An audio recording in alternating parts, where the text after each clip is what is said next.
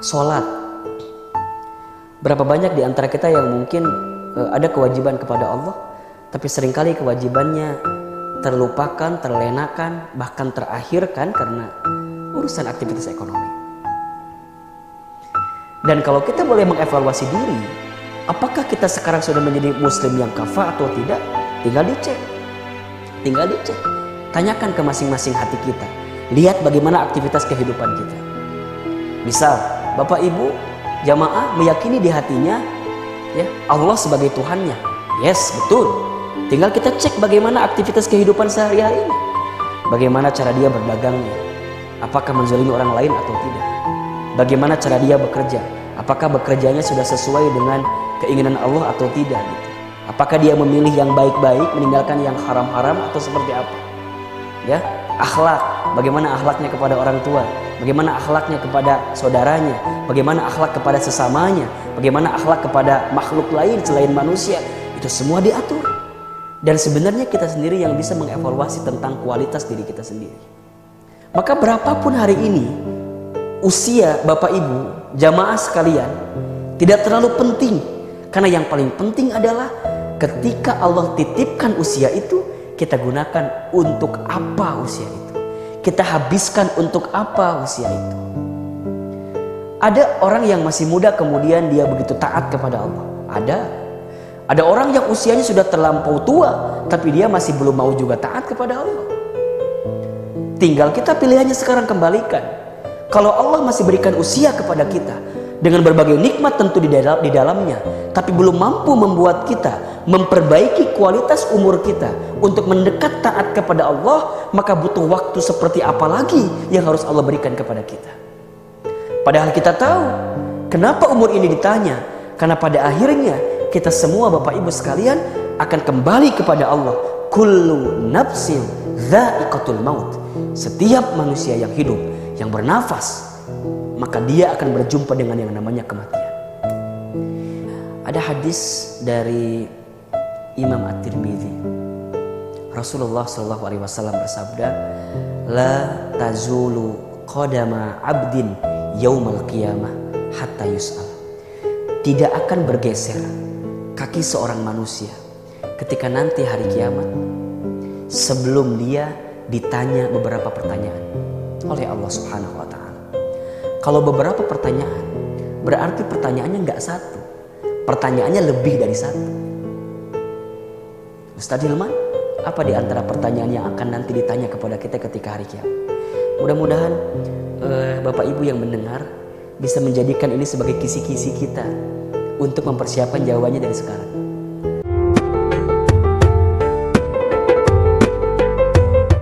Tentu nanti kita ketemu tentang pendidikan tauhid di situ. Ada bab syariah, nanti kita ketemu tentang hukum fikihnya di situ. Nah, ada yang ketiga bab akhlak ya. Tentu nanti ke dalamnya ada bab tasawuf di situ. Nah, ternyata saat kita ingin menjadi seorang muslim yang baik, kita harus menegakkan tiga hal ini kan. Ada akidahnya, ada syariahnya, ada akhlaknya. Kita tidak bisa mengukur seseorang muslim itu dikatakan baik hanya parsial misalnya. Kita hanya lihat keyakinannya saja tanpa melihat bagaimana cara dia menjalankan ibadahnya. Nggak bisa juga. Atau misalnya kita hanya melihat ibadahnya, keyakinannya tapi tidak melihat akhlaknya. Nggak bisa juga. Karena Islam adalah agama yang universal. Islam adalah agama yang komprehensif. Sehingga semua aktivitas dalam kehidupannya itu harus disesuaikan dengan apa maunya Allah dengan kehidupan itu. Nah, sehingga di dalam kerangka berpikirnya, termasuk di dalam pelaksanaan ketika nanti kita beraktivitas dalam kehidupan, kita harus memenuhi tiga hal ini. Bagaimana kita meyakini bahwa setiap aktivitas kita sesuai tujuannya, niatnya, sumbernya Allah Subhanahu wa ta'ala. Kemudian ada jalan namanya syariah. Kita lakukan apa yang Allah perintahkan, tinggalkan apa yang Allah larang. Dan yang ketiga, kita isi dengan estetika nilai-nilai keindahan dalam akhlak kita kepada sesama manusia. Baru kita bicara Islam yang lurus gitu loh, Islam yang benar. Jadi artinya ketika kita ingin menjalankan aktivitas finansial, aktivitas ekonomi sesuai dengan aturan Allah yang terkandung dalam Al-Quran, sesuai dengan tuntunan Nabi Muhammad SAW yang disebutkan dalam setiap pola kehidupannya, maka kita sedang masuk ke dalam Islam secara kafah. Dan kalau kita boleh mengevaluasi diri, apakah kita sekarang sudah menjadi muslim yang kafah atau tidak? Tinggal dicek. Tinggal dicek. Tanyakan ke masing-masing hati kita. Lihat bagaimana aktivitas kehidupan kita. Misal, Bapak Ibu jamaah meyakini di hatinya ya Allah sebagai Tuhannya. Yes, betul. Tinggal kita cek bagaimana aktivitas kehidupan sehari-harinya. Bagaimana cara dia berdagangnya. Apakah menzalimi orang lain atau tidak. Bagaimana cara dia bekerja? Apakah bekerjanya sudah sesuai dengan keinginan Allah atau tidak gitu? Apakah dia memilih yang baik-baik, meninggalkan yang haram-haram atau seperti apa? Ya, akhlak. Bagaimana akhlaknya kepada orang tua? Bagaimana akhlaknya kepada saudaranya? Bagaimana akhlak kepada sesamanya? Bagaimana akhlak kepada makhluk lain selain manusia? Itu semua diatur. Dan sebenarnya kita sendiri yang bisa mengevaluasi tentang kualitas diri kita sendiri. Maka Bapak Ibu sekalian, ketika kita ingin belajar tentang aktivitas finansial yang sesuai dengan aturan Allah, maka kita ingin masuk menjadi pribadi muslim yang kafah, yang sempurna. Alasan kelima, alasan terakhir, kenapa bab finansial ini menjadi penting untuk dibahas dalam perspektif Islam? Karena ternyata bab harta atau bab finansial ini akan menjadi pertanyaan yang akan ditanyakan oleh Allah Subhanahu wa taala ketika nanti di hari kiamat, di akhirat. Ada hadis dari Imam At-Tirmidzi. Rasulullah sallallahu alaihi wasallam bersabda, "La tazulu qadama 'abdin yaumal qiyamah hatta yus'al." Tidak akan bergeser kaki seorang manusia ketika nanti hari kiamat sebelum dia ditanya beberapa pertanyaan oleh Allah Subhanahu wa taala. Kalau beberapa pertanyaan, berarti pertanyaannya enggak satu. Pertanyaannya lebih dari satu. Ustadz Hilman, apa di antara pertanyaan yang akan nanti ditanya kepada kita ketika hari kiamat? Mudah-mudahan Bapak Ibu yang mendengar bisa menjadikan ini sebagai kisi-kisi kita untuk mempersiapkan jawabannya dari sekarang. Analoginya kayak kita lagi ujian di sekolah atau di kampus gitu. Ketika kita mau UTS, mau UAS, dikasih kabar ada kisi-kisi. Tentu kita akan fokus mempersiapkan jawaban terhadap kisi-kisi soal itu kan. Nah sama malam ini melalui lisan Al-Fakir saya sampaikan sabda Nabi tentang beberapa pertanyaan yang akan ditanyakan kepada kita nanti ketika hari kiamat. Apa Ustaz di antara pertanyaannya? Pertama, Allah akan bertanya kepada kita, ana umrihi fima afna. Umurmu dihabiskan untuk apa? Pertanyaan pertama. Allah bertanya tentang umur kita. Ada istilah usia, ada istilah umur. Ini dua istilah yang berbeda. Usia itu jatah hidup yang Allah berikan. Ayah bunda jamaah mungkin hari ini ada yang usianya 60 tahun. Ada yang usianya 50 tahun. Ada yang usianya 40 tahun. Ustadz Hilman 30 tahun misalnya. Usia. Tapi umur bukan jatah hidup. Umur itu jatah taat atau kesempatan taat yang kita persembahkan kepada Allah selama kita hidup. Itu umur namanya. Jadi orang yang usianya 60 tahun belum tentu umurnya 60 tahun. Mungkin umurnya 10 tahun. Kok bisa Ustadz? Ya, usianya 60 tahun, tapi dia baru serius mendekat taat kepada Allah dalam 10 tahun terakhir. Jadi usianya 60 ya, tapi umurnya 10 tahun. Ini kan pernah dikisahkan ketika Khalifah Harun Ar-Rasyid itu bertanya satu kali bertemu dengan seorang kakek tua itu. Si kakek tua itu dari pandangan Harun Ar-Rasyid kelihatan kalau usianya sudah sangat tua. Maka Khalifah bertanya kepada kakek tua itu, "Wahai kakek, berapa usiamu saat ini?" Kakek kemudian itu menjawab, "Berapa kira-kira menurut kamu?" Maka Harun Ar-Rasyid kemudian menjawab, 60 tahun usianya. Kata kakek itu, "Usia saya 3 tahun lebih daripada apa yang kamu sampaikan tadi. Tapi umurku baru 5 tahun." Khalifah Harun Ar-Rasyid kaget, kok bisa orang usianya udah kelihatan 60 tahunan ke atas, tapi dia menjawab umurnya 5 tahun. Ternyata apa jawaban kakek itu? Wahai khalifah, sungguh usiaku memang sudah 60 tahun lebih.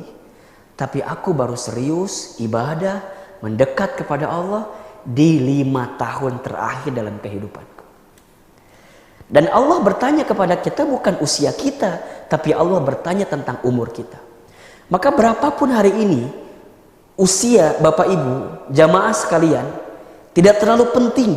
Karena yang paling penting adalah ketika Allah titipkan usia itu, kita gunakan untuk apa usia itu. Kita habiskan untuk apa usia itu. Ada orang yang masih muda kemudian dia begitu taat kepada Allah. Ada orang yang usianya sudah terlampau tua, tapi dia masih belum mau juga taat kepada Allah. Tinggal kita pilihannya sekarang kembalikan. Kalau Allah masih berikan usia kepada kita dengan berbagai nikmat tentu di dalamnya, tapi belum mampu membuat kita memperbaiki kualitas umur kita untuk mendekat taat kepada Allah, maka butuh waktu seperti apa lagi yang harus Allah berikan kepada kita. Padahal kita tahu kenapa umur ini ditanya, karena pada akhirnya kita semua Bapak Ibu sekalian akan kembali kepada Allah. Kullu nafsin dha'iqatul maut. Setiap manusia yang hidup, yang bernafas, maka dia akan berjumpa dengan yang namanya kematian. Kita ini kan sekarang sedang berlomba dengan yang namanya kematian. Para ulama pernah menyebutkan bahwa hidup kita ini hakikatnya hanya menunggu waktu sholat dan waktu disolatkan. Jadi dari usia yang Allah berikan kepada kita, hakikatnya setiap aktivitas hidup yang kita jalani, kita sedang menanti datangnya waktu sholat dan disolatkan. Malam ini kita ngaji, malam ini kita taklim. Tadi sebelumnya kita sholat isya, kita isi dengan taklim di malam ini. Kemudian kita tidur nanti malam. Hakikatnya apa? Tidur kita, taklim kita hari ini, dan semua kebaikan kita di malam ini semata-mata untuk menanti datangnya waktu sholat subuh ketika besok pagi hari. Terus ketemu zuhur, ketemu asar, ketemu maghrib, ketemu isya, ketemu subuh lagi. Kalau sudah tidak bertemu dengan waktu sholat, maka sudah saatnya dia bertemu dengan waktu untuk disolatkan. Dan menjadi penting bagaimana kualitas umur kita ini. Karena Allah akan bertanya, an umrihi fima afnah. Umurnya dihabiskan untuk apa? Yang kedua, Allah bertanya kepada kita, an jismihi fima ablah. Allah akan bertanya tentang fisik kita. Fisik itu apa? Berarti semua anggota tubuh jasmani yang Allah berikan kepada kita. Mata akan ditanya, tangan ditanya, mulut ditanya, kaki ditanya. Sekarang kita bisa menjawab aktivitas kita dengan mulut kita. Mulut pandai berbohong, bisa berbohong. Bahkan disebutkan lidah tak bertulang, karena saking pinternya kita berbohong. Tapi ketika nanti nggak bisa. Al-yawma nakhtimu ala afwahihim wa tukallimuna aydihim wa tashhadu arjuluhum bima kanu yaksibun. Ada satu hari di mana mulut dikunci. Yang bicara apa? Tangan. Jadi saksi apa? Kaki. Dengan apa yang kamu lakukan selama ini. Berarti kita harus mempersiapkan jawaban-jawaban itu. Bapak, Ibu, Ayah, Bunda, teman-teman sekalian. Ini semua anggota tubuh kita digunakan untuk apa selama ini gitu? Apakah tangan kita pernah mengambil yang haram? Pernah bersentuhan dengan yang haram? Mata kita pernah melihat yang haram? Lisan kita pernah berkata yang haram, berkata yang buruk? Kaki kita pernah melangkah ke tempat maksiat? Coba kita hitung itu semua. Dan itu akan ditanya oleh Allah. Yang ketiga, manusia akan ditanya oleh Allah, wa ana ilmihi fi ma fa'ala. Akan ditanya tentang ilmunya. Diamalkan untuk apa ilmu itu? Jadi ada umur, ada fisik, ada ilmu. Ilmu ditanya. Ilmu itu apa, Ustaz? Ilmu itu semua bekal yang Allah berikan ke dalam otak kita itu. Kita kan belajar ilmu sudah banyak sekali ya. Dari mulai kalau bicara jenjang pendidikan, dari mulai TK, SD, SMP, SMA, sampai kuliah, S1, S2, S3, ada yang guru besar. Itu semua akan ditanya. Diamalkan untuk apa ilmunya? Dimanfaatkan untuk apa? Makanya kenapa ada mafudot yang mengatakan ala ilmu bila amalin kasyajari bila thamarin. Ilmu yang tak diamalkan seperti pohon yang tak berbuah. Betapa pentingnya pengamalan dari ilmu itu. Setelah kita mendapatkan ilmunya, baru kita buktikan dengan amal terbaik kita. Dan Masya Allah, ternyata pertanyaan pamungkas yang akan ditanya kepada kita Bapak Ibu jamaah sekalian tentang harta ternyata. Wa'an malihi min aina iktasabah wa fima anfaqah. Manusia akan ditanya tentang hartanya.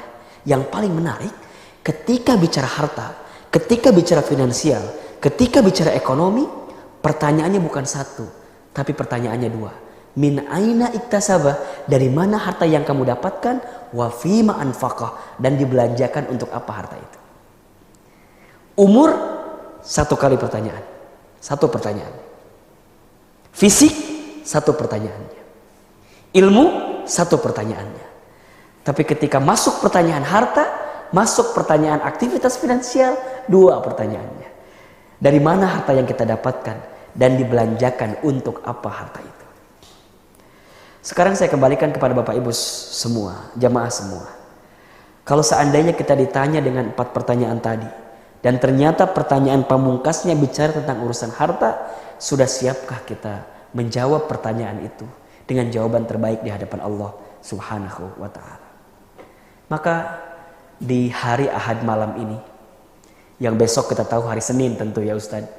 Nah, hari Senin adalah ya notabene orang mulai kembali beraktivitas bekerja. Cobalah, ini waktu terbaik untuk menengok, untuk melihat sudah sesuaikah aktivitas finansial ekonomi kita sesuai dengan keinginan Allah, aturan Allah, kaidah Allah Subhanahu wa ta'ala. Maka oleh karena itu, saya punya produk sebenarnya yang seringkali kita trainingkan ya. Namanya hijrah finansial. Mungkin kalau kita bicara hijrah hari ini sedang menjadi tren ya. Kalimat ini sedang menjadi tren di kalangan kita terutama milenial. Hijrah. Nah, menurut kami, menurut Al-Fakir, ada hijrah yang juga harus kita lakukan. Salah satunya adalah hijrah finansial. Ma makna hijrah? Apa itu hijrah? Hijrah itu kan artinya ada 4 ya.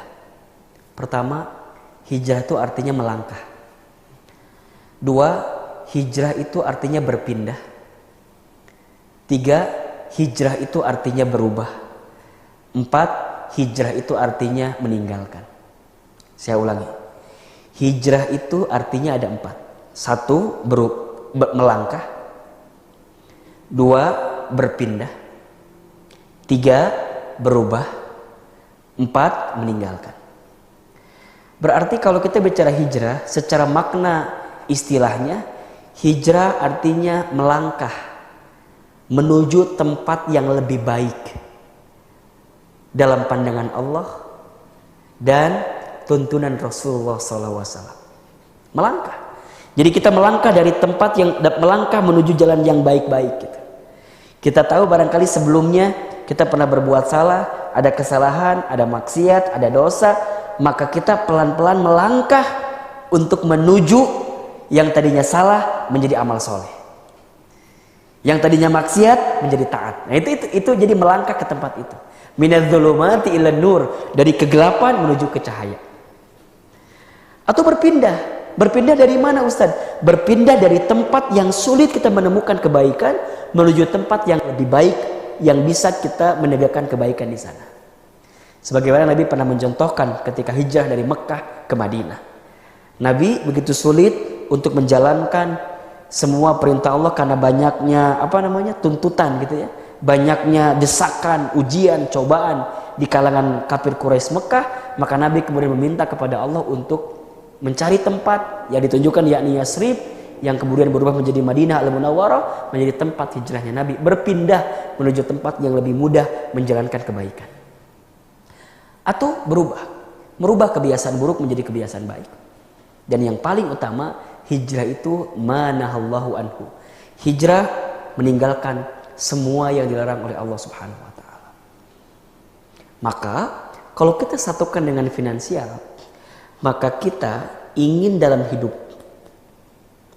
selama aktivitas kehidupan kita, di situ masih ada aktivitas finansial, masih ada aktivitas ekonomi yang barangkali selama ini aktivitasnya masih jauh dari apa yang dicontohkan oleh Rasulullah, masih jauh dari apa kaidah yang disebutkan oleh Allah dalam Al-Quran, maka kita hijrah.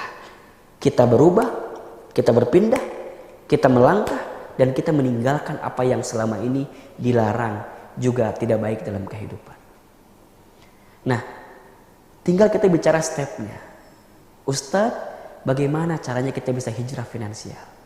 Mengingat kondisi kita barangkali selama ini sulit, belum bisa untuk hijrah secara finansial, Ustaz. Mohon maaf. Misalnya ada di antara Bapak Ibu yang masih bergelut dengan transaksi ribawi gitu. Berarti gimana, Ustaz? Saatnya untuk mencari jalan agar bisa hijrah dari kondisi itu. Atau mungkin ada di antara Bapak Ibu yang berbisnis, tapi berbisnisnya menggunakan hal-hal yang dilarang. Misalnya seperti suap menyuap, sogok menyogok, menzolimi orang lain, mengambil hak orang lain. Maka sudah saatnya kita mencari jalan agar bisa hijrah, merubah itu semua. Atau misalnya yang lebih filosofis, jangan-jangan selama ini kita punya aktivitas ekonomi, bab keuangan, tapi kita lebih mengedepankan hedon kita daripada sesuatu yang maslahat. Ini di kalangan milenial tuh ada istilah yang lagi ngetren namanya hedon gitu ya. Hedon tuh apa? Hedon tuh satu istilah atau satu pemahaman, karena ada ismunya hedonisme gitu ya. Satu istilah pemahaman yang lebih mengedepankan kesenangan dunia. Pokoknya senang dunia tanpa kemudian dia berpikir apa manfaatnya untuk urusan akhirat. Sehingga apa yang terjadi? Buat kesenangan dia, udah apapun dijajal gitu. Apapun diambil, apapun kemudian dilakukan. Dan biasanya hedon ini masuk dalam 3 kategori. Saya sebutnya 3F biasanya. Pertama food, 2 fashion, yang ketiga fun. Kita seringkali menggunakan harta kita pada 3F ini nih secara hedon. Food, apa itu? Makan, minum berlebihan. Ya kalau ada uangnya nggak masalah, yang nggak ada itu yang masalah. Ujungnya apa? Membeli sesuatu yang sebenarnya tidak terlalu kita butuhkan. Food karena bawaannya lebih lebih trendy gitu ya, bawaannya lebih gengsi, bawaannya lebih keren. Kayak minum kopi lah yang paling sederhana misalnya. Kan kita mungkin diberikan beberapa pilihan. Bisa minum kopi yang harganya 100.000 ada yang minum kopi yang harganya 50.000 ada. Yang minum kopi harganya 18.000 juga ada. Tinggal kita kembalikan mau yang milih seperti apa. Kalau kita bisa minum kopi dengan harga yang 18.000 atau yang 20.000, kenapa kita harus milih yang lebih mahal? Kalau ternyata uang yang tadi bisa kita belikan untuk berinfak di jalan Allah misalnya. Nah ini bicara tentang hal itu. Gitu. Bukan berarti nggak boleh minum kopi yang mahal, boleh. Tapi kan kalau tiap hari juga tekor juga barangkali gitu. Food, fashion itu apa? Semua yang nempel dengan kita, pakaian kita. Ya, jam tangan, kendaraan kita, bisa jadi kita hedon di situ. Termasuk fun, hiburan. Dan kalau orang sudah masuk pada bab hedon ini, tidak menggunakan urusan keuangannya untuk benar-benar menjadikan wasilah mendekat kepada Allah, ujungnya dia punya penyakit tuh. Egois, individualis, rakus, gitu kan. Bahkan kata Nabi ada penyakit namanya al-wahn. Ma huwal wahn? Apa itu wahn, Ustaz? Hubbud dunya wa karahiyatul maut. Dia terlalu mencintai dunia dan dia takut, tidak peduli dengan yang namanya kematian. Dia takut dengan kematian. Karena hidupnya hanya urusan dunia lagi. Padahal kan bukan. Dunia ini kan sebenarnya wasilah, jembatan untuk bisa memastikan bagaimana kehidupan akhirat kita. Maka dalam hijrah finansial kita harus tanya betul. Kita ini berbisnis, kita ini bekerja semata-mata untuk apa sih? Mohon maaf saya tanyakan kepada Bapak Ibu dan jamaah barangkali yang bekerja. Bapak Ibu yang bekerja, teman-teman yang bekerja, kalau antum bekerja hanya sekedar ingin mendapatkan gaji setiap bulan, lantas apa bedanya kita dengan orang yang tidak beriman? Bukankah orang yang tidak beriman juga bekerja? Bukankah masuknya sama? Bukankah keluarnya sama? Bukankah gajiannya sama? Mungkin angka-angkanya juga sama. Lantas kalau Anda dan kita bekerja sama untuk mengejar urusan finansial tadi, yang ditunggu setiap bulan dari gaji kita, apa bedanya dengan orang yang tidak beriman? Sama aja. Berarti kita tidak mendapatkan apa-apa dari bekerja itu kecuali apa? Keringat, capek, lelah. Padahal kita tahu dalam Islam, bagi orang muslim, bagi orang beriman, saat dia bekerja, dia sedang menunaikan kewajibannya untuk beribadah kepada Allah Subhanahu wa taala. Dia menjadikan pekerjaannya sebagai amal soleh. Bisnisnya jadi amal soleh. Karirnya jadi amal soleh. Profesinya jadi amal soleh. Karena dia tahu untuk apa dia dihidupkan di muka bumi. Wa ma khalaqtul jinna wal insa illa liya'budun. Dan tidak kami ciptakan jin dan manusia kecuali untuk mengabdi beribadah kepada Allah. Maka ini menjadi penting gitu untuk benar-benar mengukur gitu ya. Jangan-jangan iya Ustaz ya, banyak bab di aktivitas finansial kita yang selama ini belum disesuaikan dengan cara yang baik dan benar. Gitu. Maka di awal sebelum saya bicara secara teknikal gitu ya, secara bagaimana pelaksanaan pengelolaan keuangannya, saya kira ada prinsip-prinsip yang harus kita pastikan di dalam hijrah finansial ini. Pertama, ya tentu kalau bicara hijrah itu tidak bisa bim salabim abrakadabra gitu. Harus proses gitu ya. Hijrah itu berproses, berprogres. Jangan banyak protes biar nggak stres. Kan gitu. Jadi gimana Ustaz? Pelan-pelan. Apalagi bab keuangan. Mungkin tidak mudah untuk kita meninggalkan seluruhnya tanpa ada kesiapan secara mental terutama, secara spiritual terutama gitu. Maka kita harus benar-benar bisa memetakan seperti apa kita mau hijrah dalam urusan finansial ini. Ya, ada komunikasi dengan pasangan kita, ada komunikasi dengan orang-orang terdekat kita, dengan guru kita, agar dibimbing itu semua. Agar ketika kita melakukan bab hijrah finansial bukan kemadharatan yang dihadirkan tapi kemaslahatan. Nah, setidaknya ada beberapa prinsip lah yang harus kita pahami dulu ya, sebelum kita bicara secara teknikal untuk bab finansialnya.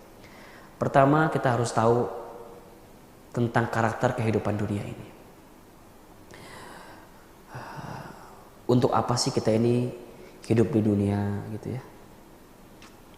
Apa karakter hidup dunia ini? Dunia ini kan la'ibun walahun gitu ya, wazinatun watafakhurun kan gitu. Dunia ini permainan, senda gurau, tempat bermegah-megahan gitu ya. Dan kita berbangga-bangga dengan urusan dunia ini. Dunia ini fana, sementara. Pada akhirnya apa yang kita sibukkan dalam urusan dunia itu akan hilang, akan selesai. Maka orang yang paham dunia ini hanyalah sementara, orang yang paham dunia ini hanyalah permainan gitu ya, senda gurau, dia tidak akan mau dipermainkan oleh dunia itu. Dia akan tahu apa sesungguhnya yang harus dia kerjakan di dunia ini. Ustadz, bagaimana cara kita menjalani kehidupan dunia? Ada di surat Al-Qasas ayat 77 itu. Ya, ini juga guidance kalau menurut saya untuk dijadikan pegangan dalam kita beraktivitas di dunia. Pertama kata Allah, wabtaghi fima atakallahu darul akhirah. Dan carilah keutamaan urusan akhirat. Jadi kita di dunia bekerja, silakan. Tapi bekerja kita itu harus menjadi wasilah, jembatan untuk mendapatkan keutamaan akhirat. Bisnis harus untung, yes, iya. Tapi kalau dapat keuntungan dengan menzolimi orang lain, bagaimana mungkin dia bisa mendapatkan keutamaan akhirat? Bekerja harus karirnya meningkat, ya. Tapi kalau dia karirnya meningkat tapi sikut kiri sikut kanan, ada rekan kerja lain yang kita zolimi, untuk apa? Kita ikut tender misalnya, kemudian kita memilih jalan yang zolim, kita dapat proyek itu, tapi untuk apa? Karena pada akhirnya di akhirat itu semua tidak berarti apa-apa. Bahkan ketika di dunia pun barangkali tak jadi apa-apa. Bukankah kita tahu tidak ada harta yang haram, harta yang zalim kita makan di dunia ini, kecuali ketika kita makan tidak akan pernah menjadi daging bagi siapa yang memakan. Dan masya Allah, gitu. Semua ini akan dipertanggungjawabkan di hadapan Allah, Bapak Ibu jamaah sekalian. Maka lihat Allah sampaikan, wabtaghi fima ataqallahu darul akhirah. Carilah keutamaan akhirat. Jadi kalau kita misalnya begini, Ustaz saya pengen gajinya naik, boleh. Tapi selipkan di situ, ya Allah, kalau gaji saya naik, zakat saya pasti bertambah kan? Infak sedekah saya juga bertambah. Saya pengen ngurus anak yatim, saya pengen bangun pesantren, saya pengen kemudian menjadi penginfak utama untuk masjid itu. Nah, itu boleh. Jadi harus kemudian orientasi akhirat ini menjadi ujung gitu ya, menjadi tolak ukur dari aktivitas kehidupan dunia kita. Termasuk kita juga harus memastikan wala tansa nasibaka minad dunya, dan jangan juga engkau lupakan urusan dunia. Engkau harus makan, iya. Engkau harus punya tempat tinggal, iya. Engkau harus bekerja, iya. Ya silakan. Terus bagaimana? Wa ahsin kama ahsanallahu ilaika, dan berbuat baiklah engkau kepada manusia sebagaimana Allah berbuat baik kepadamu. Wala tabghil fasada fil ard, dan jangan engkau membuat kerusakan di muka bumi. Lihat ujungnya, ya. Innallaha la yuhibbul mufsidin, sesungguhnya Allah tidak menyukai orang-orang yang berbuat kerusakan. Maknanya apa? Jangan jadikan aktivitas dunia ini yang kita jalani, yang di dalamnya ada aktivitas finansial dan ekonomi kita, tapi perjalanannya diisi dengan kerusakan. Maknanya dia melanggar aturan Allah, melanggar kaidah Allah, menghantam yang haram, mengambil yang tidak boleh, zalim sama orang. Ujungnya apa? Dia menjadi orang yang merusak dirinya, bukan hanya di dunia tapi juga di akhirat. Maka ini prinsip pertama, pahami tentang karakter kehidupan dunia. Yang kedua, tentu kita harus bijak dengan keuangan kita. Bijak mengelola keuangan kita. Bagaimana caranya? Kita tahu kita dilarang untuk mubazir, tabzir. Kita juga dilarang untuk israf, berlebihan. Tabzir, mubazir itu kita menyia-nyiakan, gitu ya, apa yang Allah anugerahkan kepada kita untuk sesuatu yang tidak bermanfaat, mubazir. Bahkan disebutkan dalam Al-Quran, sesungguhnya orang yang mubazir itu adalah saudaranya syaitan. Kita juga nggak boleh israf, berlebihan, secukupnya saja. Secukupnya saja. Nanti itu ada istilah gini, di ekonomi itu ada dua istilah, ada needs, ada kebutuhan, ada wants, ada keinginan. Coba teman-teman tahu ya, Bapak Ibu tahu ya, ada needs, ada wants, ada kebutuhan, ada keinginan. Ahilman, apa bedanya kebutuhan dengan keinginan? Sederhana. Kebutuhan itu pasti cukup. Keinginan tidak akan pernah cukup. Contoh, kita makan sehari berapa kali? Kalau jadi kebutuhan, 3 kali cukup, 2 kali juga cukup. Tapi kalau keinginan, bicaranya bukan tentang makan, tapi lauknya apa? Kan itu yang jadi masalah. Makannya kebutuhan, tapi kalau makannya dengan apa? Nah, itu keinginan. Teman-teman milenial yang belum nikah, nikah itu kebutuhan. Tapi nikahnya di gedung mana itu keinginan. Kalau bisa menggunakan ballroom MRBJ, kenapa harus ngambil ballroom yang agak mahal? Itu keinginan tuh. Ya Ustaz, saya mah kalau nikah tuh mau yang begini. Ya bukan gak boleh, tapi kan kita harus ngaca juga gitu. Nikahnya kebutuhan, tapi kan keinginannya apa itu keinginan. Jadi makanya kebutuhan tuh pasti cukup, keinginan tidak akan pernah cukup. Nah, kebutuhan ciri yang kedua adalah kalau tidak terpenuhi, maka yang akan dirugikan adalah diri kita atau tubuh kita. Kita nggak makan jadi sakit gitu ya. Kita nggak berpakaian ya jadi malu gitu. Kita nggak punya rumah jadi terlantar hidupnya. Nah itu kebutuhan. Yang dirugikan apa? Tubuh dan diri kita. Tapi kalau wants, jika tidak terpenuhi, maka yang akan dirugikan adalah gengsi kita. Jadi kalau kebutuhan, kalau tidak terpenuhi, yang dirugikan adalah tubuh kita. Tapi kalau wants atau keinginan kalau tidak terpenuhi yang dirugikan adalah gengsi kita. Bapak Ibu jamaah, sekarang tuh ada penyakit yang belum ada obatnya. Namanya GENGSI. Apa itu? Gengsi. Mau sampai kapan kita mau ngejar gengsi? Mobil Ustadz butuh, iya. Tapi mereknya apa? Itu keinginan. Misalnya kita sudah punya rumah tangga nih, anak kita 3. Mungkin motor nggak cukup Ustadz, butuhnya mobil. Butuh mobil. Tapi mobilnya merek apa? Itu keinginan.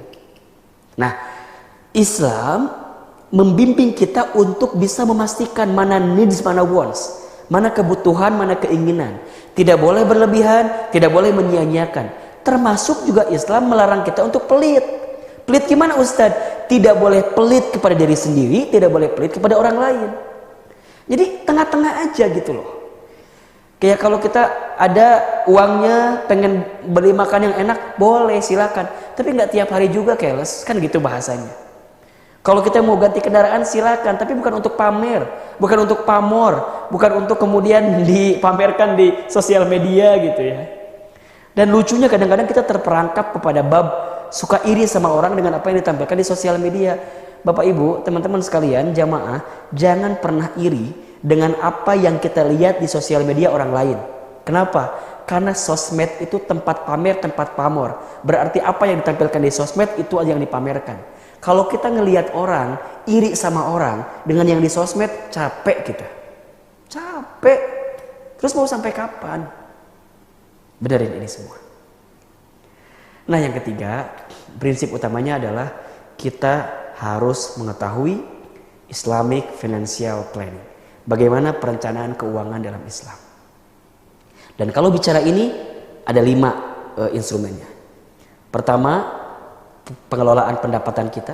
Bagaimana caranya kita ini bekerja harus seperti apa, dapatnya yang kayak gimana ya. Niat bekerja kita apa, ini pendapatan. Yang kedua nanti ada pengelolaan kebutuhan. Ya, ada sandang, pangan, papan, ada primer, sekunder, tersier. Ya. Nanti ada juga yang ketiga pengelolaan impian. Kita punya banyak harapan ya. Misalnya untuk sebagian orang pengen haji misalnya, pengen umroh, pengen apa gitu ya, keimpian. Ada yang keempat, pengelolaan surplus dan defisit. Kalau uangnya berlebih harus diapain?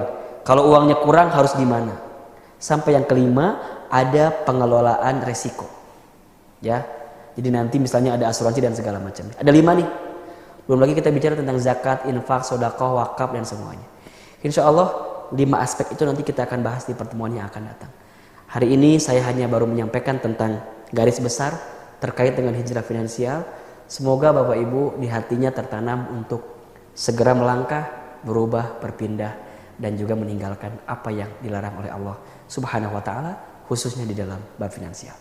Sebelum saya tutup, ada beberapa pertanyaan yang sudah masuk. Kalau waktunya cukup, saya akan jawab, dan juga kalau punya kemampuan untuk menjawab, saya akan jawab juga. Baik. Pertanyaan pertama, Ustadz, apakah ada saham syariah Ustadz? Banyak fatwa yang mengatakan saham syariah itu ada. Hanya nanti yang menjadi persoalan adalah seperti apa transaksi sahamnya. Ya. Bahkan sekarang bicara tentang wakaf, itu ada wakaf saham. Ada. Jadi saham itu ada Ustaz, ada. Nanti bicara tentang bab investasi. Saya kira ini harus dibahas secara lebih detail gitu. Cuman yang jelas saham di dalam syariah itu ada. Ya. Nanti masuk pada bab investasi. Ya kalau bicara investasi tentu bicaranya bab al-bai, jual beli. Nanti itu semuanya dibahas. Yang jelas begini, kerangka dalam muamalah itu yang harus dipahami oleh Bapak Ibu sekalian adalah al-aslu fil muamalah al-ibahah hatta yadullu dalil ala tahrimiha. Setiap asal perkara muamalah itu hukumnya boleh sampai ada dalil yang mengharamkannya. Untuk saham jawabannya ada. Nah, yang jadi masalah adalah bagaimana proses transaksinya. Nanti ada yang investasi jangka panjang misalnya. Nanti ada investasi jangka pendek. Ada yang cuman menggoreng saham, ada tuh. Dia beli untuk kemudian kalau angkanya naik kemudian dia jual gitu ya. Jadi dia hanya main short term aja gitu. Itu ada aturannya. Cuman yang jelas secara umum investasi itu dibolehkan, ya. Tentu akan ada analisanya, ada analisa fundamental, ada analisis teknikal, itu ada gitu. Dan itu dibolehkan. Halal, ya halal. Hanya penekanannya adalah di mana dia menanam investasinya harus dipilih. Sekarang ada kok yang namanya Jakarta Islamic Index gitu ya. Bursa efek yang syariah. Kalau nggak salah ada beberapa efek yang sudah masuk kategori perusahaan yang dikategorikan untuk investasi syariah.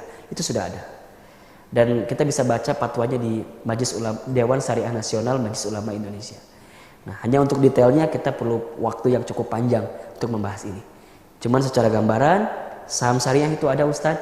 Ada, ya, ada. Seperti itu. Oke, yang kedua. Apakah trading itu haram Ustadz? Karena sebagian Ustadz bilang itu haram. Iya, ini khilafiyah. Terutama nanti masuk kepada konteks tradingnya dalam sisi kurs misalnya ya, mata uang. Ada yang ada 3 istilah kalau nggak salah. Saya lupa nama istilah ekonominya. Ada future, ada swap gitu ya. Ada yang kemudian juga jadi langsung gitu. Ada yang ditimbun. Ada juga yang kemudian nanti dia nunggu seperti apa angkanya. Malah di dalam muamalah itu ada satu akad untuk trading valuta atau kurs. Masya Allah, tabarakallah. Saya lupa nama istilahnya.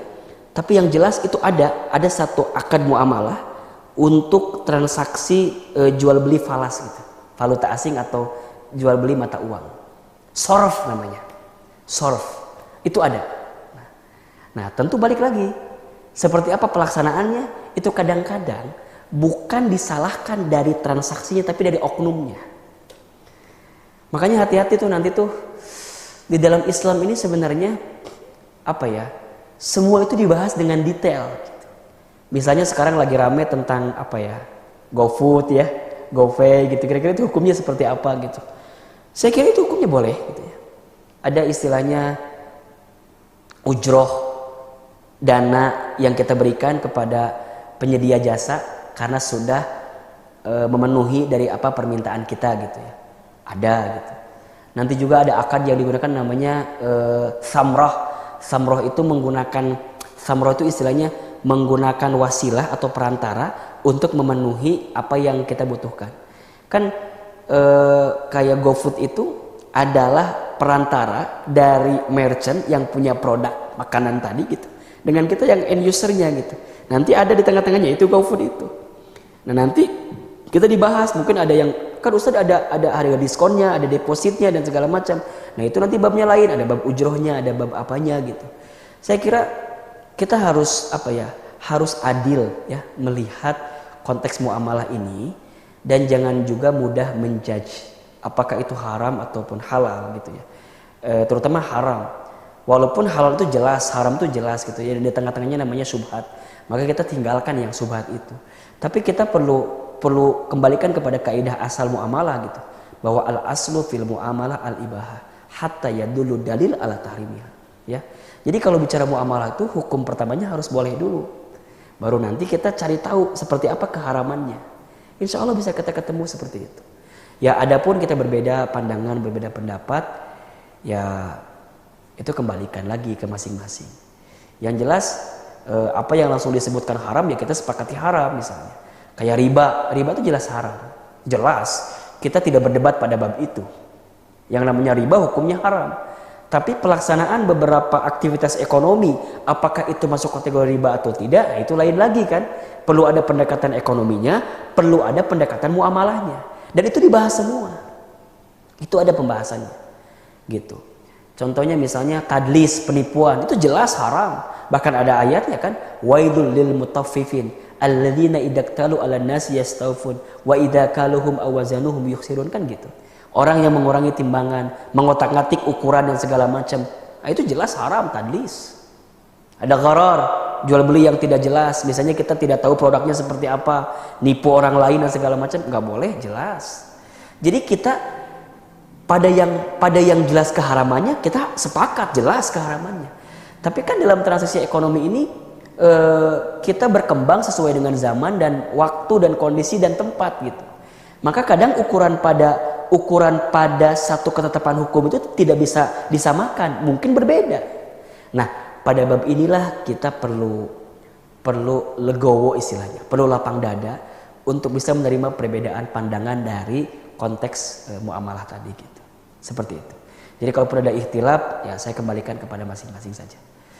Yang ketiga, bolehkah kita meninggalkan pekerjaan yang di tempat pekerjaan itu halal, tapi jadi sering melihat sesuatu yang tidak boleh dilihat, aurat. Padahal dengan pekerjaan itu orang tua senang karena dapat membantu ekonomi orang tua dengan gaji yang lumayan. Gini, jangan mengukur kebaikan satu pekerjaan itu dari sekedar gaji yang diterima. Saya ulangi ya. Jangan mengukur kebaikan satu pekerjaan itu dari gaji yang diterima. Tapi temukanlah keberkahan. Apa itu berkah, Ustaz? Ziyadatul khair, bertambahnya kebaikan dalam kehidupan kita. Berarti ada dua kan? Pertama, dia semakin baik untuk mentaati perintah Allah. Dan harta yang dia dapatkan semakin manfaat untuk dijadikan wasilah dalam mendekat taat kepada Allah. Jadi kalaupun mungkin orang tua senang gajinya gede, bagus, tapi kita tahu di situ ada yang haram, Ustaz, ada yang tidak boleh, Ustaz. Sekarang kita mau mana yang kita kedepankan? Apakah iming-iming gaji yang besar tadi yang sifatnya duniawi, atau kita tahu bahwa Allah memberikan kepada kita keridhoannya, keberkahannya dari saat kita meninggalkan apa yang dilarang oleh Allah Subhanahu wa taala. Jadi saya kembalikan kepada penanya ini bahwa ya, janganlah menjadikan ukuran pekerjaan itu dari gaji yang diterima. Mau sampai kapan? Saya pernah nulis di Twitter saya, di Instagram saya juga saya pernah nulis ya. Ahilman Fauzi itu kalau nggak tahu. Saya pernah nulis dalam bekerja atau berdagang, jangan pernah menjadikan ukuran jumlah sebagai patokan. Tapi jadikanlah ukuran berkah sebagai patokannya. Kenapa? Karena kalau ukurannya jumlah sampai kapanpun gak akan bisa kita memenuhi kepuasannya. Tapi kalau berkah, maka kita akan dibuat tenang dengan pekerjaan itu. Kan ada orang yang kaya tapi gelisah, ada orang miskin tenang. Coba pilih mana? Kalau saya pilih yang ketiga kan, kaya tenang gitu.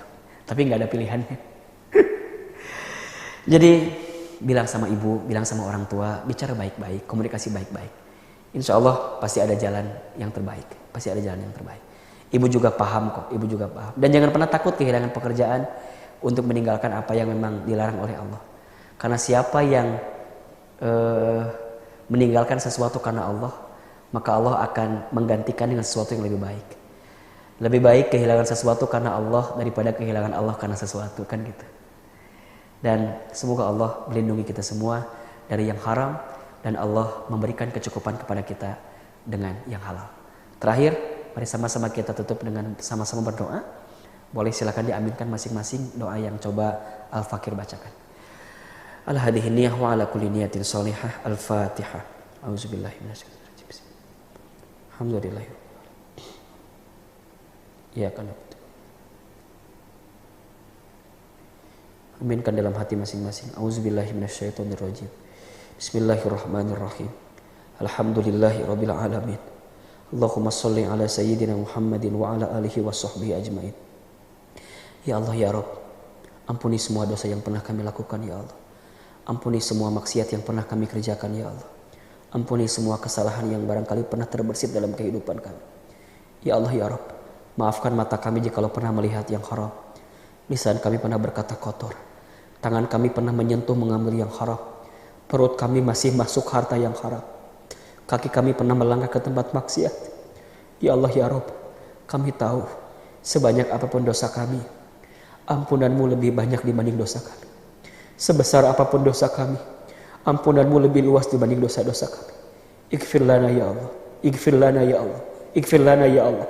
Maafkan, ampuni semua dosa-dosa kami ya Allah. Apalagi dosa kami dalam urusan finansial, keuangan kami ya Allah. Mungkin selama ini masih ada harta yang haram yang kami makan. Mungkin selama ini masih ada aktivitas berjualan kami, berdagang kami, berbisnis kami bekerja kami yang seringkali menyalahi aturan-Mu ya Allah ya Rabb.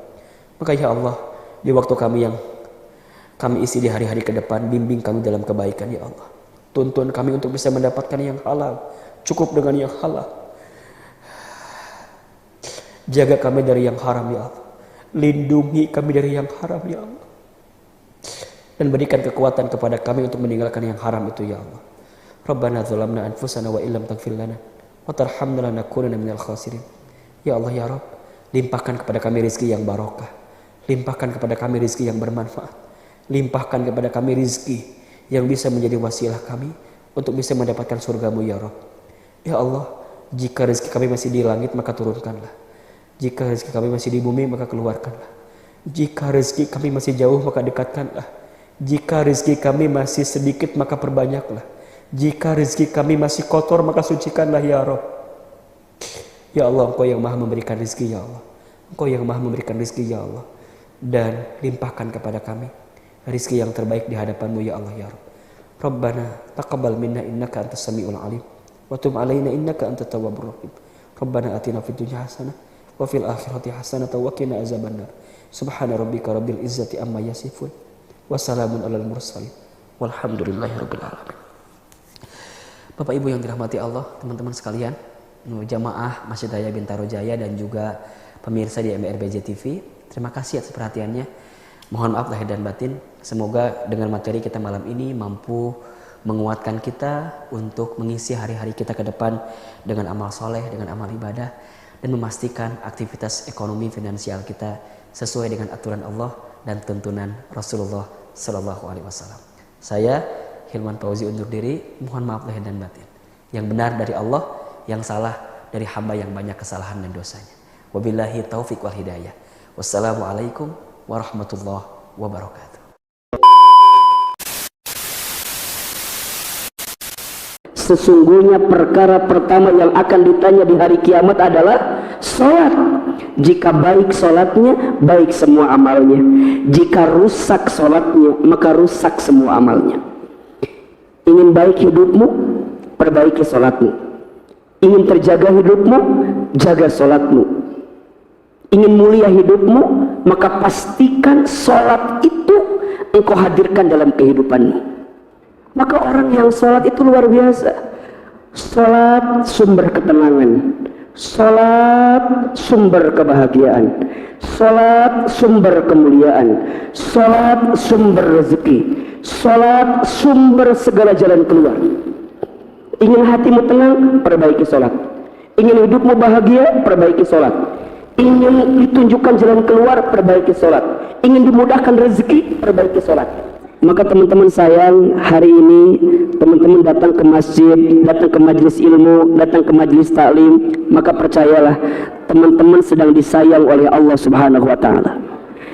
Dan kalau teman-teman lagi disayang sama Allah, kalau teman-teman lagi dicintai oleh Allah, maka di saat itu teman-teman sedang mendapatkan nikmat yang besar dari Allah Subhanahu wa taala. Jemputlah kasih sayang itu, terimalah kasih sayang itu, dan teruslah berusaha berada di jalan kebaikan di hadapan Allah Subhanahu wa taala. Kenapa? Karena hanya dengan mendekat kepada Allah, engkau akan didekatkan dengan kebahagiaan dalam hidupmu. Saya ulangi, hanya dengan mendekat kepada Allah, maka engkau akan didekatkan dengan kebahagiaan dalam hidupmu. Jadi kalau sekarang teman-teman tanya, kenapa hidupku terasa gelisah? Kenapa hidupku terasa sulit?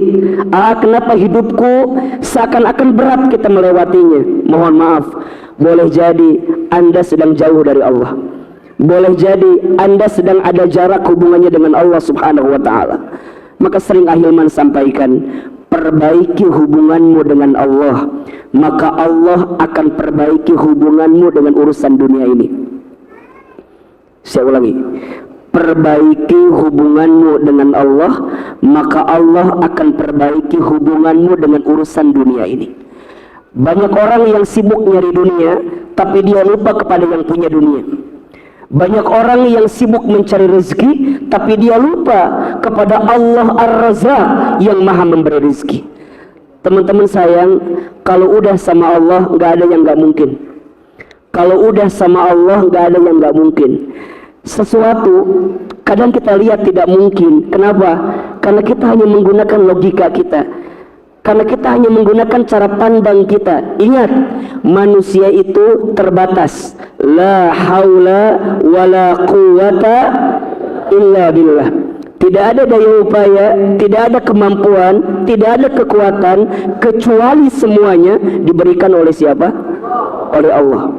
Maka kalau teman-teman ingin menemukan kebahagiaan dalam hidup, jangan tinggalkan Allah, jangan lupakan Allah, jangan jauhi Allah. Karena disitulah titik yang akan membuat hidupmu semakin rapuh, semakin terjatuh. Karena orang beriman yang yakin kepada Allah itu tidak akan pernah putus asa. Orang beriman yang yakin kepada Allah itu tidak akan berlebihan dalam kesedihan. Coba dibuka surat Ali Imran ayat 139. Surat apa? Ali Imran ayat berapa? 139. A'udzu billahi minasyaitonir rajim. Bismillahirrahmanirrahim.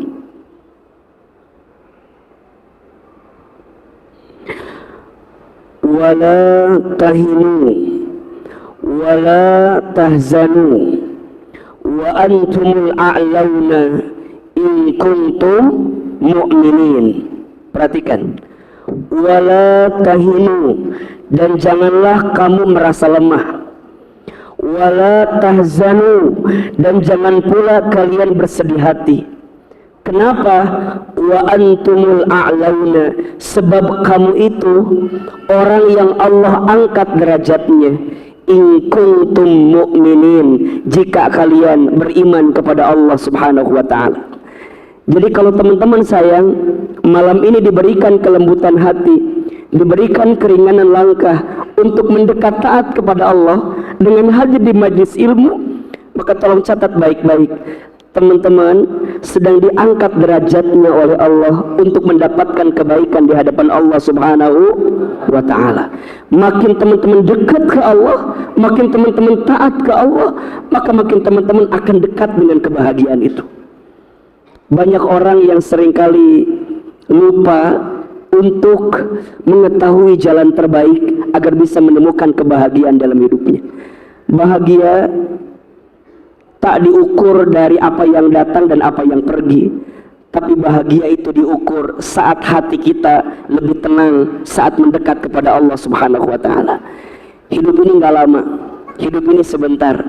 Maka dalam kehidupan yang sebentar ini, maka jangan sia-siakan, kecuali kita mendekatkan diri kita kepada siapa? Allah Subhanahu wa ta'ala. Begitupun ketika kita belajar tentang obat hati yang gelisah. Di pertemuan sebelumnya Ahilman sampaikan ada 5 obat hati ketika hati kita gelisah. Yang pertama kita bahas di pertemuan kemarin, jika hatimu gelisah maka perbanyaklah baca Al-Quran dan maknanya. Yang kedua, malam ini kita bahas, ketika hatimu sedang gelisah maka perbanyaklah sholat di waktu malam,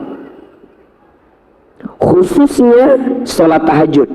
Umumnya perbaiki sholat. Teman-teman sayang, sholat itu tiang agama. As-sholatu imaduddin, faman aqamaha faqad aqamaddin, wa man tarakaha faqad hadamaddin. Sholat itu tiangnya agama. Barang siapa yang tegak sholatnya, tegak agamanya. Barang siapa yang rusak sholatnya, maka rusak agamanya. Nabi SAW bersabda, perkara pertama yang akan ditanya ketika nanti hari kiamat adalah sholat. Inna awwala ma yuhasabu bihil abdu yawmal qiyamah as-sholat. Sesungguhnya perkara pertama yang akan ditanya di hari kiamat adalah sholat. Jika baik sholatnya, baik semua amalnya. Jika rusak sholatnya, maka rusak semua amalnya. Ingin baik hidupmu, perbaiki sholatmu. Ingin terjaga hidupmu, jaga sholatmu. ingin mulia hidupmu, maka pastikan sholat itu engkau hadirkan dalam kehidupanmu. Maka mohon maaf ya, kata orang tua kita dulu tuh, nah kalau hidup kamu nggak sholat, maka apa bedanya kamu dengan orang yang tidak hidup? Karena yang membedakan antara orang yang hidup dengan orang yang mati apa? Sholat. Orang yang hidup masih bisa sholat, orang yang mati sudah tidak bisa. Kalau ada orang yang berarti sudah saatnya di 1, 2, 3 di sholat. Saya ulangi, kalau ada orang yang masih hidup tapi tidak mau sholat, berarti sudah saatnya sudah siap disolatkan. Kayaknya udah siap ini kelihatannya. Ustaz, berarti sholat itu sangat penting. Iya, boleh jadi mungkin kita pernah dengar kan, sepohon kayu daunnya rimbun, lebat bunganya serta buahnya, walaupun 1000 kalau tak sembahyang walaupun 1000 kalau tak sembahyang. Hidup tapi tidak sembahyang, apa gunanya? Betul? Maka teman-teman sayang, Allah itu memanggil kita dengan 3 panggilan. Yang pertama panggilan azan, perintahnya sholat. Yang kedua panggilan talbiyah, perintahnya haji dan umrah. Yang ketiga panggilan ke rahmatullah, inna lillahi wa inna ilaihi. Yang pertama panggilan azan, Allahu Akbar, Allahu Akbar. Itu yang manggil siapa? Yang manggil siapa? Sahake. Yang manggil siapa? Muazin, betul. Tapi hakikatnya yang manggil siapa? Allah, betul? Allahu Akbar, Allahu Akbar. Apa jawabannya? Allahu Akbar. Asyhadu an la ilaha illallah. Apa jawabnya? Asyhadu an la ilaha illallah. Asyhadu anna Muhammadar Rasulullah. Apa jawabnya? Lihat kalimat ini. Hayya 'alas shalah. Apa? Eta mah artina atau akang, mari kita sholat. Eta artina orang yang apal eta mah. Namun jawaban kita la haula wala quwata. Pertanyaannya, kenapa panggilan 1, 2, 3 sesuai jawabannya, tapi ketika masuk kalimat hayya 'alas shalah jawabannya la haula wala quwata illa billah? Kenapa? Eta mah artina. Ya dari upaya eta mah artina. Kenapa? Mohon izin, mohon maaf. Kalimat hayya 'alas shalah kita jawab dengan kalimat la haula wala quwata illa billah, menunjukkan bahwa kita siap menyambut panggilan salat. Kenapa? Karena dengan salat itu Allah akan berikan pertolongan dalam kehidupan kita. Makanya ketika Allah manggil kita salat, Allah tuh tahu,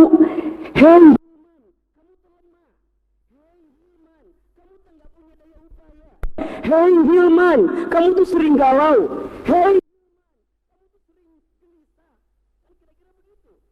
Hei Hilman, kamu tuh lagi susah. Hei Hilman, kamu tuh lagi punya pertanyaan. Bukankah kamu punya hajat, punya keinginan, punya harapan, punya cita-cita? Betul? Kita punya nggak harapan? Punya nggak keinginan? Punya nggak kemauan? Punya nggak harapan? Punya nggak cita-cita? Allah tuh tahu Hilman, kamu punya keinginan, kamu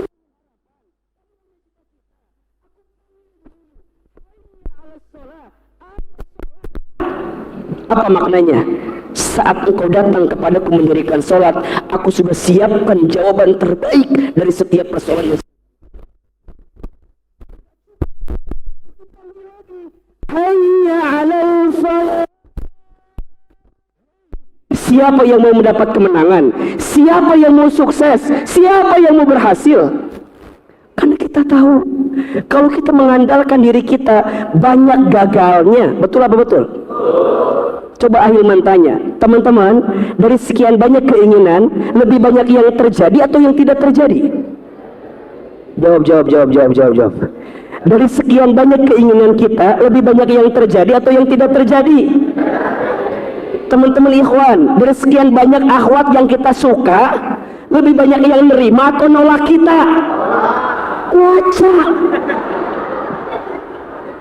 Anda salah mengandalkan wajah Anda yang gak seberapa itu. Anda salah mengandalkan ustaz. Saya punya kerjaan, saya ganteng, saya kaya. Mohon maaf, sekarang mah yang ganteng tidak menjamin kebahagiaan, apalagi yang jelek. Benar. Ustaz, sekarang dengan kaya bisa dapat semuanya, belum tentu. Bahagia itu bukan karena paras, bahagia bukan karena harta. Teman-teman akhwat, jangan nyari laki-laki yang ganteng. Yang ganteng itu banyak maunya dan berpotensi menyakitkan hati. Makanya Ahilman gak mau disebut ganteng. Aama manis. Ganteng mah berpotensi menyakitkan hati. Dia kaya. Mohon maaf, memang semua bisa dibeli dengan uang, tapi ternyata kebahagiaan gak bisa dibeli dengan uang. Betul? Aku membela kalian karena aku tahu kalian gak ada uangnya, jadi tenang, aku bersama dengan kalian. Jadi gimana Ustaz? Allah tuh pengen siapa yang mau berhasil, siapa yang mau sukses, siapa yang mau mendapatkan apa yang kamu harapkan dalam hidup. Sholat, kira-kira begitulah. Betul apa betul? Kemudian Allahu Akbar, Allahu Akbar. Apa jawaban kita? Allahu Akbar, la ilaha illallah. Apa jawaban kita? Kita tahu nih, Allah ngasih kesempatan kita sholat, Allah manggil kita sholat, maka segera kita datang kepada Allah.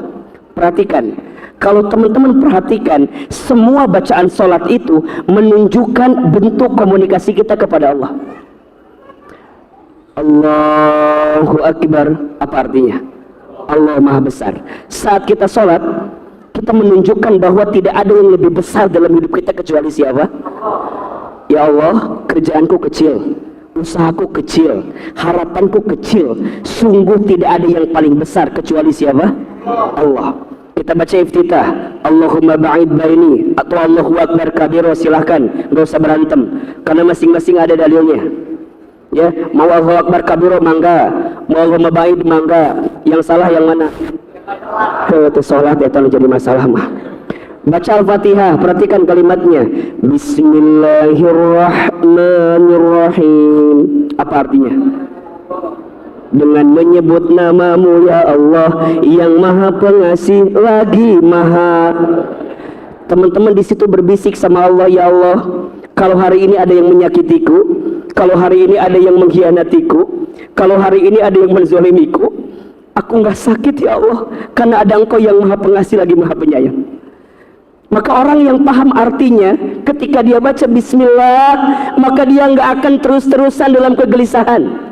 Dia nggak akan terus begitu sulit. Nggak akan keluar pikiran itu. Apalagi mikirin Rehan, nggak akan. Walaupun Rehan sulit dilupakan ya, karena terlalu baik biasanya begitu ya. Tapi ketika dia baca bismillahirrahmanirrahim, dalam benaknya tidak ada yang bisa mencintai dia kecuali siapa? Allah. Teman-teman sayang ingat ya, manusia itu berpotensi menyakiti kita. Maka sering Ahilman sampaikan, jangan terlalu berharap kepada manusia. Berharap kepada manusia itu patah hati yang disengaja. Banyak orang yang bilang gini, dia nyakitin saya, dia nyakitin saya. Shh, bukan dia yang menyakitimu. Kamu hanya tersakiti oleh harapanmu sendiri. Status hari Senin. Jadi nggak ada yang nyakitin kita. Salahnya kita sih terlalu berharap sama manusia, betul?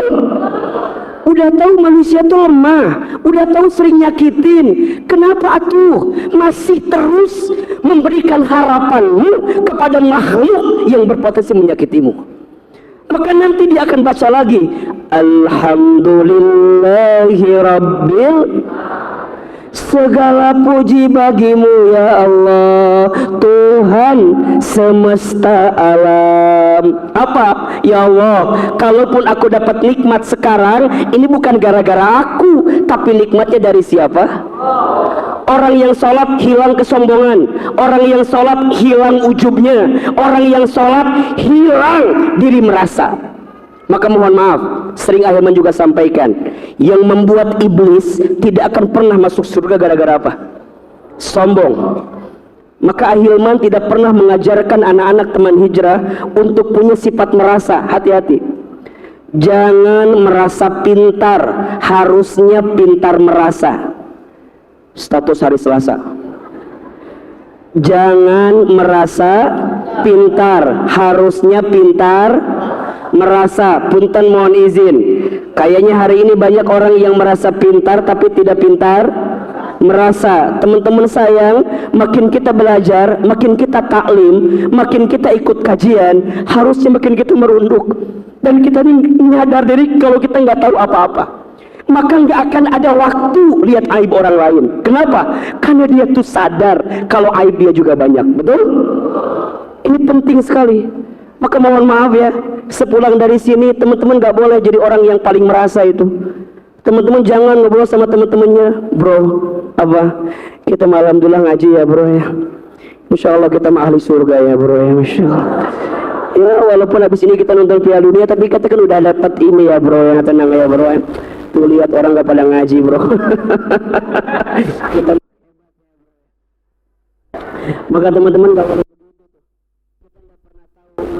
diibaratkan ada orang yang kelihatannya melakukan amalan surga, tapi ternyata Allah masukkan dia ke dalam api neraka. Ada orang yang kelihatannya melakukan amalan neraka, tapi Allah masukkan dia ke dalam surga. Kenapa coba? Karena ternyata yang membedakan antara mereka berdua ada perasaan hati yang bersih dalam hidupnya. Maka teman-teman saya nggak boleh, jangan besar kepala, ulah gede, bisi teasup helm. Ulah helm aja nggak mau masuk, apalagi surga, betul? Maka kalau ada sebesar biji zarah kesombongan di hati kita, segera istighfar. Maka sholat melembutkan hati. Alhamdulillahi Rabbil, ya Allah, sekarang hamba punya kerjaan, ini darimu ya Allah. Hamba usaha, ini darimu ya Allah. Hamba punya jodoh, ini darimu ya Allah. Dan kalaupun jodoh hamba diambil, yang hamba berharap sama dia tapi diambil, ini juga darimu ya Allah. Dan hamba yakin setelah lebih baik daripada dia yang meninggalkanku. Siapa Ahilman? Ingat tuh, namanya ke saya, dah saya kata apa? Maka orang yang sholat nggak akan berlebihan, nggak akan ini mah ustad, aku tes setelah putus sama dia jadi nggak bisa makan apa-apa. Emang kenapa? Iya, karena hampir semua menu pernah aku makan bersama dengan dirinya. Lihat nasi ingat dia, lihat ayam, lihat kobokan ingat dia. Ahilman tahu pasti makannya di situ terus, ini mah masalahnya. Aku tuh setelah putus sama dia jadi nggak bisa pulang Ahilman. Kenapa? Karena hampir semua jalan pernah aku tempuh bersama dengan dirinya. Setiap likukan jalan aku teringat bagaimana cara dia memperlakukan aku. Dan aku ingat setiap bensin yang keluar air. Udahlah, nggak usah. Teman-teman buat apa menangisi dan kemudian apa ya, menghabiskan waktu untuk menangisi orang yang pergi ninggalin kita. Teman-teman sayang, kalau dia baik pasti dia gak akan pernah pergi meninggalkan kita. Kalau dia pergi ninggalin kita berarti dia nggak baik untuk kita, atau kita nggak pantas sama dia. Apakah mungkin dia yang gak baik untuk kita, atau kita yang gak pantas untuk dia? Yang mana kira-kira? Kalau kata Hilman mah, buat ngobatin hati, jawab aja, aku terlalu baik untuk dirinya. Untuk ngobatin hati gitu mah ya. Jadi ketika dia baca Alhamdulillahirrabbilalamin, tenang. Dia baca lagi Ar-Rahmanir Rahim, Maliki Yaumiddin, sampai kemudian dia curhat, Iyyaka na'budu wa iyyaka nasta'in. Hanya kepadamulah aku menyembah, dan hanya kepadamulah aku minta pertolongan. Berarti saat kita mengucapkan kalimat itu, kita bilang, ya Allah, tolong hamba ya Allah, bantuin hamba ya Allah. Kan begitu, kuatkan hamba ya Allah. Teman-teman yang lagi sulit kerjaannya, minta sama Allah. Teman-teman yang lagi susah usahanya, minta sama Allah. Iyyaka na'budu wa iyyaka nasta'in. Bukan kepada siapa-siapa, bukan, sama Allah. Kata Allah, hambaku, apa yang kamu minta? Kita jawab lagi, ihdinas siratal mustaqim. Ya Allah, tunjukkan kami. Dalam ayat lain, dalam terjemah lain diterangkan, ihdinas itu bukan hanya ditunjukkan, tapi dihantarkan. Kalau ditunjukkan, semua ditunjukkan. Tapi kalau dihantarkan, ditemenin. Sama kalau kita nanya sama orang Sunda, pasti dijawab kan? Alamat si ini mana? Di situ. Terus ke kanan, terus ke kiri, terus ke kanan deh, gitu kan? Itu hanya ditunjukkan. Tapi kalau ihdinas siratal mustaqim, dihantarkan sama Allah, ditemenin. Hambaku, jodoh kamu tuh itu tuh. Siapa itu? Yang mana itu? Dihantarin. Jadi fokusnya udah jelas tuh. Makanya teman-teman sayang, cinta yang paling menyakitkan itu apa? Ketika kita mencintai seseorang yang kita tahu orang itu nggak akan mungkin jadi milik kita. Status hari Rabu itu tuh. Kita tuh udah tahu dia tuh nggak mungkin jadi milik kita, tapi kita masih ngotot. Ini lupa nih. Orang yang ihdinas siratal mustaqim, dia tidak akan terperangkap pada sesuatu yang bukan jawabannya. Allah akan arahkan dia pada perkara yang memang itu menjadi milik dirinya. Sampai kemudian dia bilang, ihdinas siratal mustaqim ya Rabb, tunjukkan kepada kami jalan yang lurus. Yang mana kata Allah? Kita jawab, siratal ladzina an'amta alaihim ghairil maghdubi alaihim waladdallin. Ya Allah, jalan yang bisa membuatku tahu mana yang buruk, mana yang benar, mana yang halal, mana yang haram, mana yang benar, mana yang salah. Kan kira-kira begitu. Sampai kemudian kita ya Allah terbebas dari orang-orang yang mencelakakan kami ya Rabbal Alamin. Salat. Maka orang yang salat itu luar biasa. Salat sumber ketenangan, salat sumber kebahagiaan, salat sumber kemuliaan, salat sumber rezeki, salat sumber segala jalan keluar. Ingin hatimu tenang, perbaiki salat. Ingin hidupmu bahagia, perbaiki salat. Ingin ditunjukkan jalan keluar, perbaiki salat. Ingin dimudahkan rezeki, perbaiki salat. Yang wajib. Oke, yang paling pagi apa namanya? Salat subuh, terus zuhur, terus asar, terus maghrib, terus pesan Hilman, jangan tinggalkan yang wajib. Kenapa? Jaga 5 yang wajib ini, maka Allah akan jaga kebaikan dalam hidup kita. Terutama subuh dan isya. Kalau kamu mau lihat orang muslim yang sempurna, lihat sholat 5 waktu. Kalau kamu mau lihat orang beriman, benar imannya, lihat sholat subuh dan sholat isyanya. Terutama sholat subuh. Ahilman pesan berkali-kali kepada teman-teman sayang, sholat subuh itu sholat yang akan mengantarkan kebaikan dalam hidup kita. Jaga sholat subuhmu, maka di hari itu fi zimmatillah, engkau sedang dalam penjagaan Allah subhanahu wa ta'ala.